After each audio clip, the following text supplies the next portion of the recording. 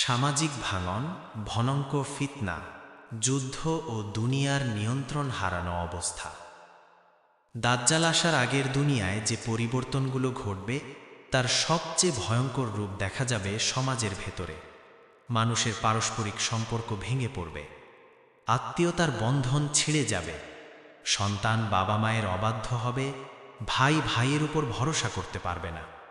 কোরআনে আল্লাহ তাআলা বলেন, মানুষ সেদিন নিজের ভাই থেকে, নিজের মা বাবা থেকে, নিজের সন্তান থেকেও পালাবে। যদিও আয়াতটি কিয়ামতের দিনের জন্য, কিন্তু তার ছায়া দাজ্জালের আগের দুনিয়াতেই নেমে আসবে। মানুষের হৃদয় হবে কঠোর, সহানুভূতি দুর্বল, আর নিজের স্বার্থই হবে একমাত্র সত্য। এই সময় ভয় ও অস্থিরতা মানুষের নিত্য সঙ্গী হবে।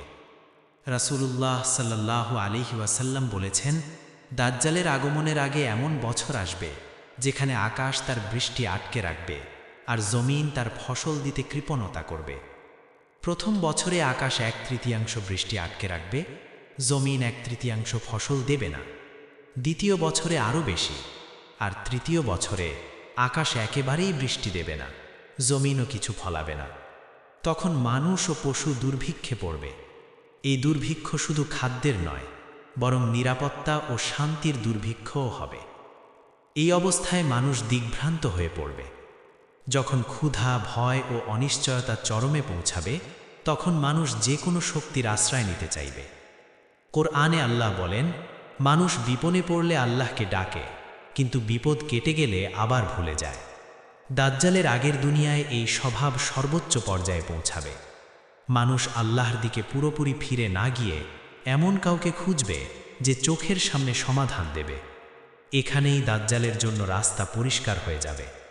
যুদ্ধ ও রক্তপাত দাজ্জাল আসার আগের দুনিয়ায় সাধারণ ঘটনায় পরিণত হবে। রাসূলুল্লাহ সাল্লাল্লাহু আলাইহি ওয়াসাল্লাম বলেন, কিয়ামতের আগে হারজ বেড়ে যাবে। সাহাবারা জিজ্ঞেস করলেন, হারজ কি? তিনি বললেন, হত্যা। মানুষ জানবে না কেন হত্যা করছে, আর নিহত জানবে না কেন তাকে হত্যা করা হলো। এই অকারণ সহিংসতা সমাজকে ভিতর থেকে ধ্বংস করে দেবে। ন্যায় বিচার থাকবে না, শক্তিই হবে শেষ কথা।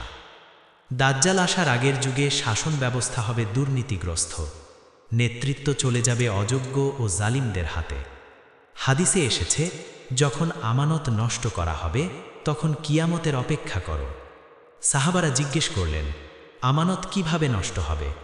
রাসূলুল্লাহ সাল্লাল্লাহু আলাইহি ওয়াসাল্লাম বললেন, যখন অযোগ্য ব্যক্তির হাতে দায়িত্ব দেওয়া হবে। এই সময়ে শাসকেরা সত্যকে দমন করবে আর মিথ্যাকে প্রতিষ্ঠা করবে। আল্লাহর আইনকে বলা হবে অচল, আর মানুষের বানানো আইনকে বলা হবে মুক্তি। এই যুগে সত্য কথা বলা হবে বিপজ্জনক। যারা আল্লাহর বিধান অনুযায়ী সমাজ সংশোধনের কথা বলবে, তারা নিপীড়নের শিকার হবে। কোরআনে আল্লাহ বলেন, তারা আল্লাহর আলো নিভিয়ে দিতে চায় তাদের মুখ দিয়ে। দাজ্জাল আসার আগে এই চেষ্টা আরও জোরদার হবে। মিডিয়া, প্রচার, শিক্ষা সব কিছু দিয়ে সত্যকে আড়াল করা হবে। মানুষ যা বারবার দেখে ও শোনে সেটাকেই সত্য মনে করতে শুরু করবে। এই সময় মানুষ আধ্যাত্মিকভাবে শূন্য হয়ে পড়বে। আল্লাহর উপর ভরসা কমে যাবে, বস্তুগত শক্তির উপর ভরসা বাড়বে। রাসূলুল্লাহ সাল্লাল্লাহু আলাইহি ওয়াসাল্লাম বলেছেন, দাজ্জাল তার সাথে জান্নাত ও জাহান্নাম নিয়ে আসবে। বাস্তবে তার জান্নাত হবে জাহান্নাম, আর তার জাহান্নাম হবে জান্নাত। কিন্তু দুর্বল ঈমানদাররা বাহ্যিক দৃশ্য দেখে ধোঁকায় পড়বে। যারা আগে থেকেই দুনিয়ার চাকচিক্যে অভ্যস্ত, তারা সহজেই এই ফাঁদে পড়বে। নারী ও যুব সমাজ এই ফিতনার সময় সবচেয়ে বেশি পরীক্ষার মুখে পড়বে। হাদিসে এসেছে, একজন পুরুষ তার পরিবারকে দাজ্জালের কাছে রেখে আসবে এই আশায় যে সে তাদের রিজিক দেবে। ঈমানের চেয়ে পেটের চিন্তা বড় হয়ে যাবে।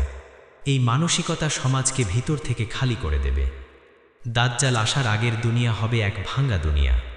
বাহ্যিকভাবে প্রযুক্তি, শক্তি ও জৌলুস থাকবে, কিন্তু ভেতরে থাকবে ভয়, ক্ষুধা, অবিচার আর শূন্যতা। মানুষ তখন এমন এক ত্রাতার অপেক্ষায় থাকবে যে তাদের সব সমস্যার সমাধান করবে। আর ঠিক সেই মুহূর্তেই দাজ্জালের আগমনের পথ পুরোপুরি প্রস্তুত হয়ে যাবে।